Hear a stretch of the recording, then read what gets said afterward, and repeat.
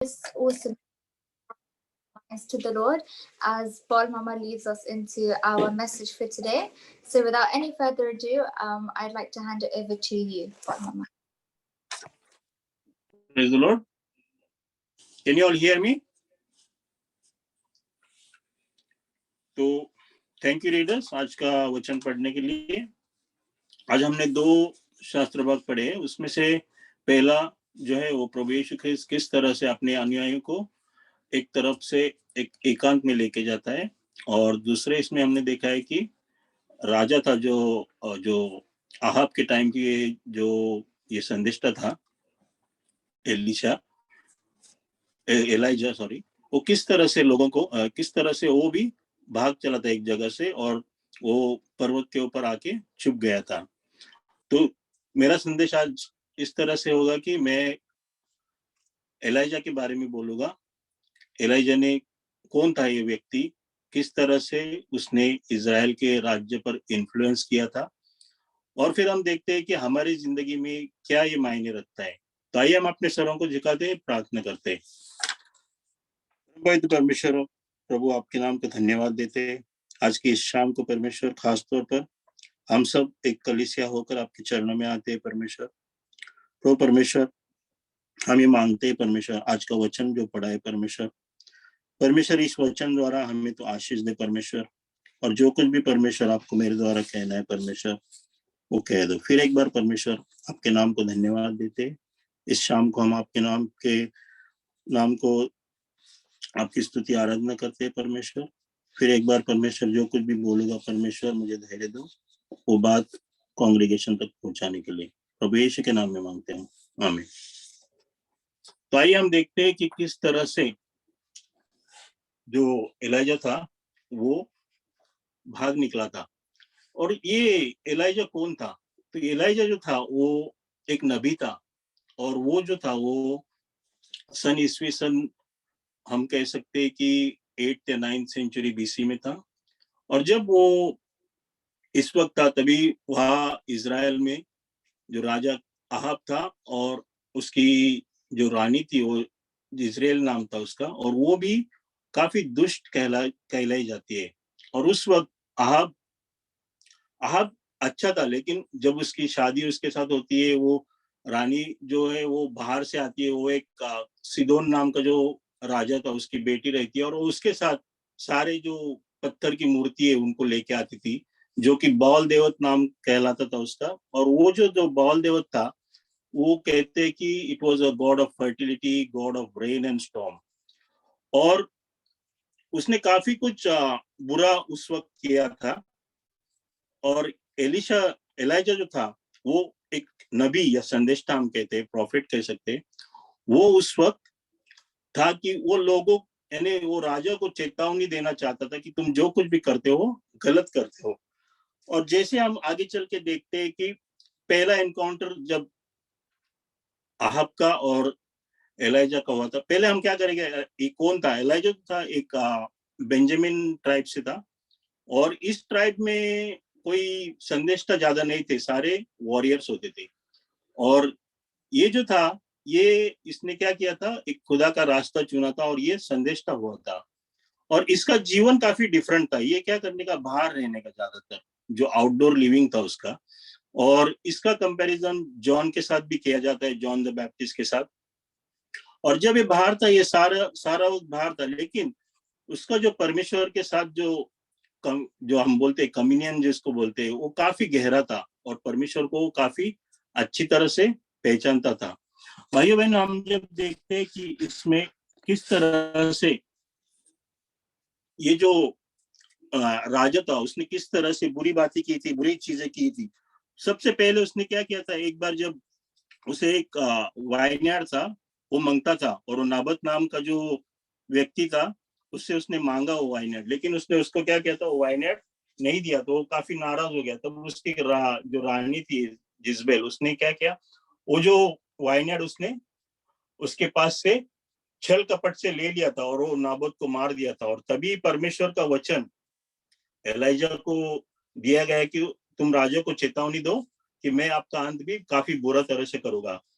और फिर उस जो इजराइल पर 3 साल के लिए परमेश्वर ने क्या किया था, इजराइल के ऊपर जो बारिश है वो बंद की थी, वहां पर जो हम ड्राउट बोलते हैं वो ड्राउट आया था। और जैसे हम देखते हैं कि उस ड्राउट 3 साल तक ड्राउट था, और ये जो उनके गॉड थे वो God of rain and storm कहलाते थे। वो गॉड्स भी कुछ नहीं कर सके, उनके जो दैवत या देवी दैवत बोलते हैं जो मूर्ति थी वो कुछ नहीं कर पाई। और फिर हम यहाँ पर देखते हैं कि ये जो एलाइजा था उसने चैलेंज किया, जो बाल प्रोफेट्स है उनको चैलेंज किया कि आप आ जाओ और मैं भी आता हूँ। माउंट कार्मेल पे वो लोग जमा हो गए और बोले कि हम देखते हैं कि किसका खुदा जिंदा है।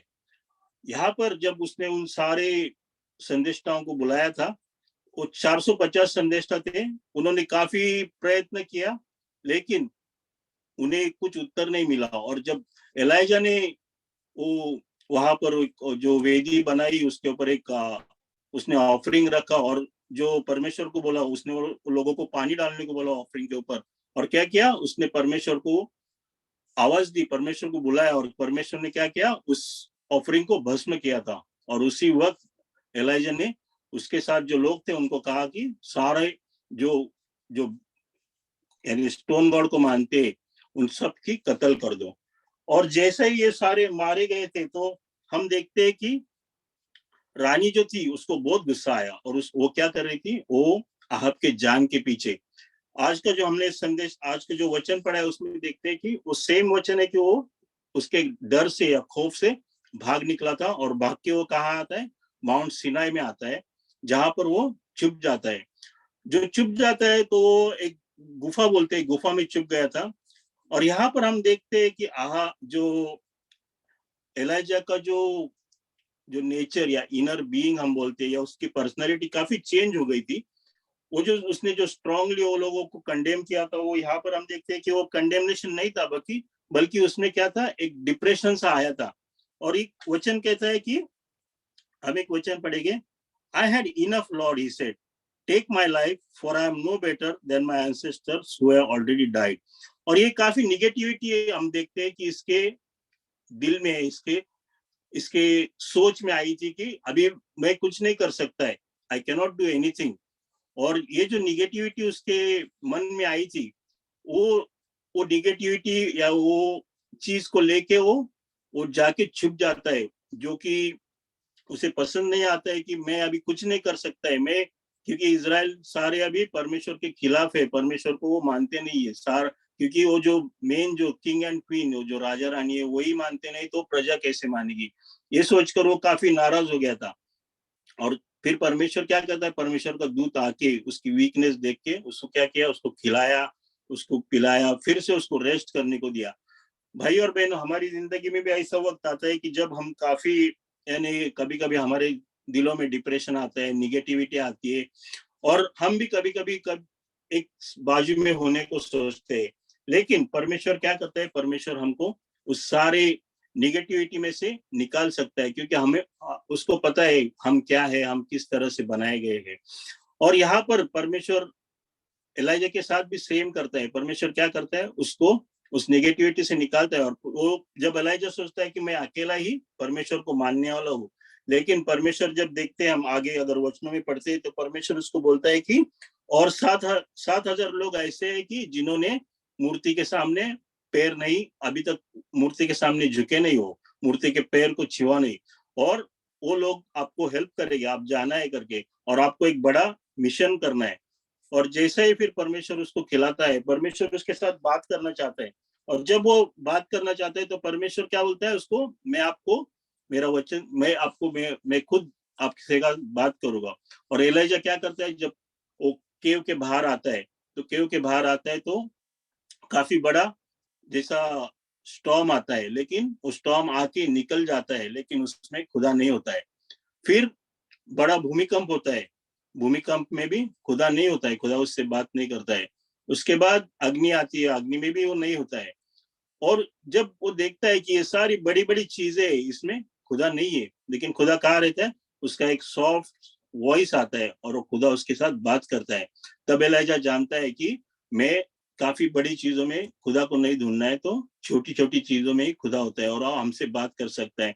जैसे हम देखते हैं कि हमारी लाइफ में भी अगर इस तरह की कुछ सिचुएशन आ जाए कि हम सोचते हैं कि अभी कोई नहीं है, हमको कोई साथ नहीं देने वाला है, लेकिन परमेश्वर क्या करता है, परमेश्वर की वाणी, परमेश्वर का वचन, एक छोटे से इसमें भी हमको बड़ी बड़ी चीजों में नहीं ढूंढना है कि परमेश्वर कहाँ है, परमेश्वर काफी छोटी चीजों में भी होता है और हमको सपोर्ट कर सकता है। और जैसे हम देखते हैं कि यहाँ पर परमेश्वर ने उसे एक बड़े काम के लिए उसको रेडी किया था। वो बड़ा काम था कि ये जो किंग और क्वीन जो इजराइल को गलत राह पर लेके जा रहे थे, उनको नष्ट करना था और लोगों को फिर से उनके मार्ग पर चलाने के लिए एलाइजा का जीवन समर्पित हुआ था। और जब एलाइजा ने क्या किया था, तीनों को, जो दो राजे थे और एक उसका असिस्टेंट करके था एलिशा, उनको उसने क्या किया था, फिर अनॉइंट किया था या अभिषेक किया था। जैसे ही हम देखते हैं आगे चलते हैं कि परमेश्वर ने क्या किया था, एलाइजा को एक अच्छा उसका प्रॉफिट या संदेशता बनाया था। और अलीशा जो था उसके साथ में था, अलीशा भी काफी स्ट्रांग था। जब लास्ट का वक्त आया और ये जो एलाइजा, जब उसको पता चला कि मेरा वक्त करीब आया है, तो एलाइजा ने क्या किया था, परमेश्वर से मांगा था कि मुझे आपके साथ ले चलो, मुझे दिखाओ। और परमेश्वर ने क्या किया था, उसको मरने को नहीं दिया, लेकिन उसको क्या किया था, स्वर्ग में खुद लेके गया था। और जब हम आगे चल के एलिशा जो उसका असिस्टेंट था, वो क्या कहता है कि मुझे जो उसका स्पिरिट है, उसका दुगना स्पिरिट मेरे को दो, जो अलीशा ने मांगा था। और उसने बोला कि अगर आप मेरे को देख सकते हो तो आपको परमेश्वर जरूर देगा। और जैसे ही उसका स्वर्गारोहण होता है, अलीशा देखता है और उसको उसका डबल पोर्शन ऑफ स्पिरिट मिलता है। और ये डबल पोर्शन ऑफ स्पिरिट क्या होता है भाइयों बहनों, हम जब मांगते हैं, हम खाली होली स्पिरिट के लिए भी मांगते हैं क्या, लेकिन इसने क्या किया था, डबल पोर्शन मांगा था, काफी स्ट्रॉन्ग ये मांगा था। और जैसे ही परमेश्वर ने एलाइजा को तैयार किया था, एलाइजा का जो मेंटालिटी था वो काफी स्ट्रांग था, लेकिन एक समय जैसे हम आज के वचन में पढ़ा है कि वो डिप्रेशन में गया था और उसे लगा कि मेरे साथ अभी कोई नहीं है। हमारी लाइफ में भी हम पर्सनली हम उस डिप्रेशन में जाते हैं क्या, अगर हमारी लाइफ में इस तरह का डिप्रेशन आता है तो क्या हम खुदा से मदद मांगते हैं क्या, और खुदा जब हमको मदद करनी है तो क्या हम बड़ी बड़ी चीजों को देखते हैं, बड़े प्रॉफिट्स या बड़े वक्ता के पास देखते हैं, या फिर हम जैसे एलाइजा ने बड़ी चीजों को नहीं बल्कि उसका एक छोटा सा आवाज सुना था, क्या हम उस आवाज को सुन सकते हैं, किस तरह से सुन सकते हैं, हम उसके वचनों से सुन सकते हैं, उसके जो गायन करते हैं गायन में से हम हमारे अंतकरण में उसकी आवाज सुन सकते हैं। भाई और बहनों, क्या हम उस आवाज को हम पहचानते हैं और ये मेरा प्रभु करके बोलते हैं क्या। अगर हम देखते हैं कि जैसे परमेश्वर ने उसको रेडी किया था, परमेश्वर ने उसको उसका स्पिरिट दिया था और उसके जो असिस्टेंट एलिशा था उसको डबल पोर्शन ऑफ स्पिरिट दिया था, तो जब एलिशा भी मरता है उसको एक जगह पर गाड़ा जाता है और काफी सालों के बाद एक एक सोल्जर उधर मरता है वही उसी स्थान पर। तो वो लोग क्या करते हैं, उसकी जो बरियल ग्राउंड है उसमें से वो जब निकालते हैं सारी मट्टी और उसको सोल्जर को रखते हैं, जैसे उस सोल्जर के बदन को एलिशा की अस्थि का टच होता है, वो सोल्जर जिंदा होता है। तो भाई और बहनों, डबल पोर्शन ऑफ स्पिरिट क्या था, देखो जैसा उसको टच होने से भी उसमें जान आ गई थी, जो मरा हुआ व्यक्ति था उसमें जान आ गई थी। और ये पोर्शन ऑफ स्पिरिट किससे आता है, खुदा से ही आता है। और खुदा ने उसको इतनी बरकत दी थी कि उसको उसकी खाली अस्थि, जो मरने के बाद उसकी अस्थि को टच होके एक आदमी जिंदा हो गया। भाई और बहन, हमारी लाइफ में भी अगर हम देखेंगे तो हमको परमेश्वर ने क्या किया है, प्रभु यीशु को हमारी जिंदगी में दिया है कि उसने क्या किया हमारे लिए, जो सैल्वेशन का जो रास्ता है वो खोला है। तो हम हमारी जिंदगी में एक हमेशा ध्यान में रखें कि कितना भी लाइफ में डाउन्स आ जाए फिर भी हम क्या करें, परमेश्वर की तरफ देके उसके साथ बात करें, ताकि आने वाली जिंदगी में हम अगर प्रभु यीशु के पास देखते हैं, प्रभु यीशु ने जो हमको होली स्पिरिट दिया है, जो होली स्पिरिट के द्वारा हम उसके रास्ते पर चल सकते हैं। और हम जो लोग दूसरे रास्ते पर गए या जो अन्य देवताओं की भक्ति करते हैं, हम क्या कर सकते हैं, उनको भी पाचारण कर सकते हैं, उनको हम प्रभु यीशु के किंगडम में बुला सकते हैं। और भाइयों बहनों, आज मैं खाली इतना ही कह सकता हूँ कि किस तरह से जैसे एलाइजा को परमेश्वर ने संभाला था, उसको उस डिप्रेशन में निकाला था, और क्या किया था, उसको अनॉइंट किया था, और जैसे एलिशा की लाइफ में उसको डबल पोर्शन ऑफ स्पिरिट मिला था, हमको भी प्रभु यीशु ने क्या किया है, प्रॉमिस किया है कि वो आप हमको होली स्पिरिट देगा, जीसस क्राइस्ट के थ्रू सैल्वेशन देगा, जो नजात देगी। जिस तरह उस जो सोल्जर को खाली आस्ती का टच होने से जिंदगी मिली थी, हमको भी खाली प्रभु यीशु के वचन में उसके पास विश्वास रख के हमको एवरलास्टिंग लाइफ मिलेगा। ये प्रॉमिस हमको प्रभु यीशु ने दिया है। तो आज हम देखते हैं कि हम कितना भी लाइफ में कितने भी डाउन्स आ जाए, हम क्या करेंगे, प्रभु यीशु के पास देखेंगे, उसके राह पर चलेंगे, और उसने जो होली स्पिरिट का हमारे लिए प्रॉमिस किया है, वो हम प्रॉमिस को जरूर लेंगे, उसके होली स्पिरिट को हमारी जिंदगी में जरूर लेंगे, ताकि हम आने वाली जिंदगी में काफी लोगों को, जिस तरह से एलाइजा ने उस सारे किंगडम को बचाया था, वो जो इविल क्वीन और किंग थे उनके पास से बचाया था, उसी तरह परमेश्वर हमको भी बचा सकता है, और हमारा उपयोग अन्य जो परमेश्वर को फॉलो नहीं करते उनको हम इनवाइट कर सकते हैं उसके किंगडम के लिए। तो may God bless you all through this versus. Thank you.